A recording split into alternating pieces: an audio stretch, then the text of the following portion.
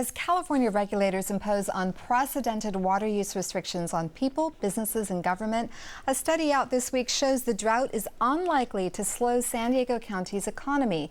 The big exception, of course, is agriculture.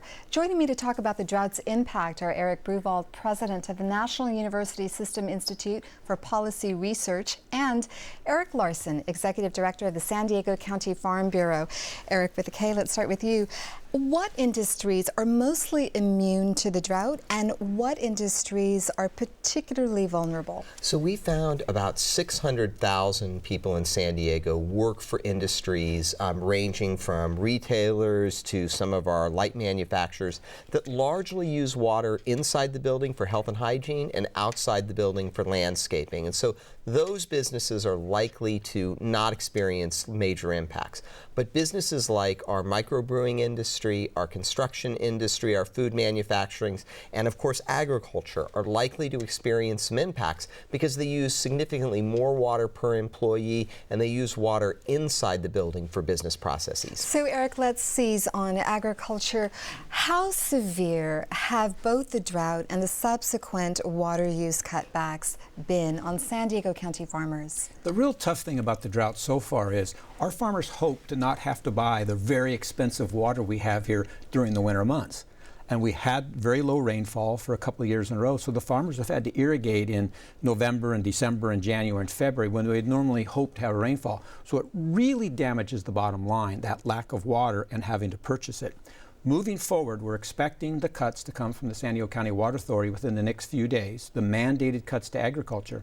Our farmers are so efficient because of that high price of water, they really have no place to cut.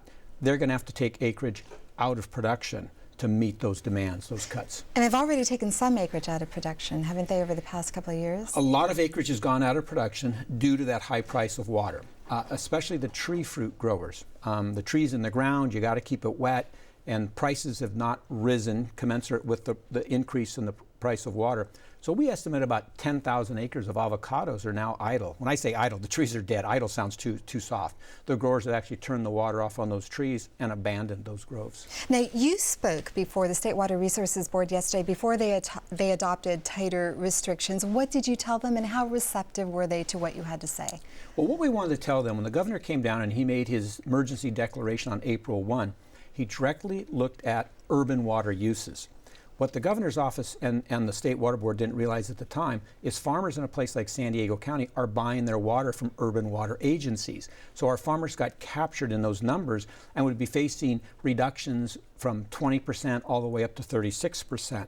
That just isn't going to work for us. So we went to the board, said, look, the farmers are buying from urban water agencies. The governor did not want to go after agriculture on this round of cuts. Please pull us out of those urban water numbers, which they did. So we're not exempt from cuts. It's just the cuts will be instituted locally, not as part of the governor's emergency order.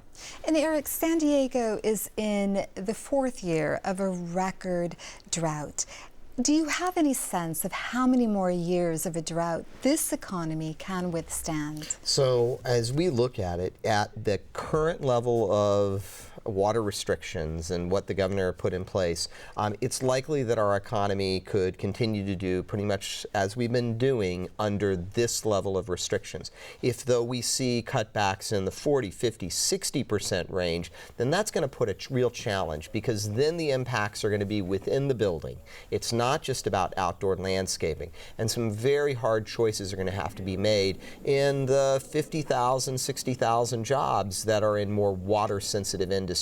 So, you know, if this is the new normal with the current level of restrictions, we can weather it, pardon the pun.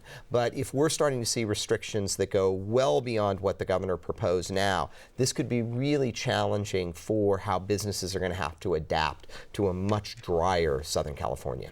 And Eric, very quickly, are local growers experimenting with crops that don't require as much water? Yeah, it's a real subject of conversation, and some of that's happening. Lower water crops like wine grapes, olives, pomegranates, we're seeing some interest there. There's not a critical mass yet, but it's definitely part of the conversation.